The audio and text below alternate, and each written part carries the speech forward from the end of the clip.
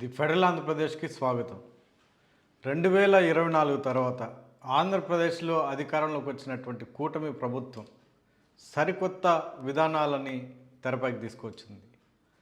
విలువలతో కూడినటువంటి సమాజాన్ని నిర్మించాలి, స్త్రీలను గౌరవించాలి, నిష్పక్షపాతంగా నిజాయితీగా పరిపాలన సాగించాలి, అబద్ధాలు చెప్పకుండా నిజాలు చెప్తూనే ఆ ప్రకారంగా ప్రజలకు సేవలు అందించాలి, సేవలు చేయాలి అంటూ పెద్ద పెద్ద గొప్ప గొప్ప మాటలు చెప్తూ CM Chandrababu, deputy CM Pawan Kalyan, Nara లోకేష్లు ప్రతి సమావేశంలో పబ్లిక్ మీటింగ్లో ఈ విషయాలు ప్రస్తావిస్తూ ప్రజల మన్ననలు, ప్రజల గౌరవాన్ని పొందడానికి శతవిధాలుగా ప్రయత్నాలు చేస్తూ వస్తున్నారు. అయితే ల్యాండ్ టైటిలింగ్ యాక్ట్ సంబంధించి ఎన్నికలకు ముందు ఏం చెప్పారు, అధికారంలోకి వచ్చిన తర్వాత ఏం చేశారు అన్నది ఒకసారి పరిశీలిస్తే, వైసీపీ ప్రభుత్వ హయాంలో ల్యాండ్ టైటిలింగ్ యాక్ట్ ద్వారా ప్రజల భూములను దోచుకోవడానికి తీసుకొచ్చారు. ప్రజల భూములకు సంబంధించి వాళ్ళకి హక్కులు లేకుండా చేస్తారు. ఇది చాలా భయంకరమైనటువంటి, చాలా దోపిడీకి సంబంధించినటువంటి చట్టం. దీనివల్ల భూములు వాళ్ళకి కాకుండా పోతాయి, ప్రజల చేతుల్లో భూములు ఉండవు. వైఎస్ఆర్సీపీ నాయకులు ఈ భూములన్నీ లాక్కోవడానికే దీన్ని తెరపైకి తీసుకొచ్చారు అని చాలా విచ్చలవిడిగా ప్రజలను నమ్మించే ప్రయత్నం చేస్తూ ఎన్నికలకు ముందు వాళ్ళు ప్రతి సమావేశంలో వాళ్ళ ఎన్నికల ప్రచార సందర్భంలో ఈ ప్రస్తావన లేనటువంటి సమావేశం లేదు, దీని గురించిన ప్రస్తావన చేయనటువంటి మీటింగ్ లేదు. ఎన్నికల తర్వాత అధికారంలోకి వచ్చిన తర్వాత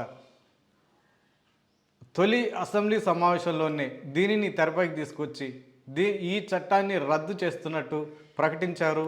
దాని మీద ఒక బిల్లు కూడా తీసుకొచ్చారు. అయితే మరి అధికారంలోకి వచ్చిన తర్వాత, చట్టాన్ని రద్దు చేసిన తర్వాత ఇదే ల్యాండ్ టైటిలింగ్ యాక్ట్కి సంబంధించి భూముల రీసర్వేని ఎందుకు కొనసాగించారు అన్నది చాలా ప్రశ్నార్థకమైన అంశం, చాలా అంశంగా రాష్ట్ర వ్యాప్తంగా జరుగుతుంది. ఒకవేళ వీళ్ళు చెప్పిన విధంగానే వైసీపీ ప్రభుత్వం భూములు లాక్కోవడానికి దీన్ని తీసుకొచ్చినట్లయితే, మరి ఇదే చట్టాన్ని రద్దు చేసినటువంటి కూటమి ప్రభుత్వం, సీఎం చంద్రబాబు ఇదే భూముల రీసర్వే ప్రక్రియని ఎందుకు కొనసాగించారు? కేంద్ర ప్రభుత్వం నుంచి ఈ భూ రీసర్వే చేసినందుకు గాను కేంద్ర ప్రభుత్వం ప్రకటించినటువంటి 400 కోట్ల రూపాయలను ఎందుకు తీసుకున్నారు అన్నది $1 మిలియన్ ప్రశ్నగా మిగిలిపోయింది. అప్పుడేమో వైసీపీ ప్రభుత్వం మీద విచ్చలవిడిగా ఆరోపణలు సంధిస్తూ దానిని ప్రజల్లోకి తీసుకెళ్ళి దానివల్ల చాలా భయంకరమైనటువంటి నష్టాలు జరుగుతున్నాయి అన్న అంశాలను ప్రజల్లోకి తీసుకెళ్ళి ఓట్లు వేయించుకున్న తర్వాత మరి అదే చట్టాన్ని ఎందుకు అమలు చేశారు, ఎందుకు కొనసాగించారు?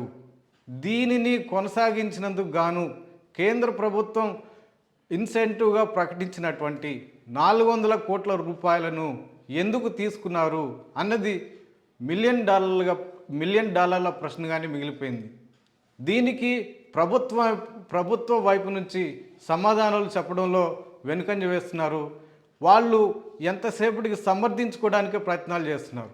మళ్ళా వాళ్ళు ఏం చెప్తున్నారు, ఈ భూ రీసర్వే మేమే చేపట్టాము, ఈ భూమి హక్కు పత్రం మీద QR కోడ్ కానీ దానికి సంబంధించినటువంటి అంశాలు దాంట్లో రూపొందించినటువంటి అంశాలన్నీ మేమే కొత్తగా తయారు చేశాము అన్నట్టుగా వాళ్ళు ప్రచారం చేసుకుంటూ వచ్చారు. యాక్చువల్గా భూ హక్కు పత్రం దానికి సంబంధించినటువంటి వైసీపీ ప్రభుత్వంలో జారీ చేసినటువంటి ఆ పత్రంలో యాజ్ ఇట్ ఈజ్గా ఉన్న అంశాలని ఇప్పుడు కూటమి ప్రభుత్వం కూడా కొనసాగించింది. జగన్ ఫోటోని తీసేయడం తప్పిస్తే మిగతా అంశాలన్నీ యాజ్ టీజ్గానే కొనసాగించి అదే భూ హక్కు పత్రాన్ని ప్రజలకు పంపిణీ చేస్తుంది. అయితే ఇక్కడ ప్రధానంగా మనం చెప్పుకోవాల్సిన అంశాలు ఏంటంటే నిజాయితీ, మోసపూరితమైన మాటలు, విలువలతో కూడినటువంటి పరిపాలన, సమాజాన్ని నిర్మించడంలో విలువలు చాలా కీలకమైనవి, నిష్పక్షపాతమైనటువంటి పరిపాలన, నిజాయితీతో కూడినటువంటి పరిపాలన అందించాలన్న లక్ష్యంతో కూటమి ప్రభుత్వం ఉంది అని చెప్తూ వస్తున్నటువంటి కూటమి ప్రభుత్వ పెద్దలు మరి ఎన్నికలకు ముందు ఇదే చట్టాన్ని ఎందుకు ఆరోపణలు చేశారు? ఇదే చట్టం మీద ఇది మోసపూరితమైన చట్టము, ప్రజలకు నష్టం కలిగించేటువంటి చట్టము అని ఎందుకు చెప్తూ ప్రజలను మోసపుచ్చే ప్రయత్నాలు చేశారు? మరి అధికారంలోకి వచ్చిన తర్వాత ఇదే చట్టాన్ని ఎందుకు కొనసాగించారు? తామే ఈ చట్టాన్ని చాలా పకడ్బందీగా అమలు చేశాము, ఇదో క్యూఆర్ కోడ్తో కూడినటువంటి భూ హక్కు పత్రాన్ని రైతులకు, భూమి యజమానులకు అందజేస్తున్నాము, దీనివల్ల భవిష్యత్తులో వాళ్ళ భూమి గ్యారంటీ ఉంటుంది, ఎవరు దీనిని ఆక్రమించే అవకాశాలు లేకుండా ఉంటాయి అని ఎందుకు చెప్తూ వస్తున్నారు? అంటే ఈ విలువలు, ఈ నిజాయితీ, ఈ అబద్ధాలు కూటమి ప్రభుత్వ నేతలకు వర్తించవా అన్న చర్చ ఆంధ్రప్రదేశ్ రాష్ట్ర వ్యాప్తంగా జరుగుతుంది.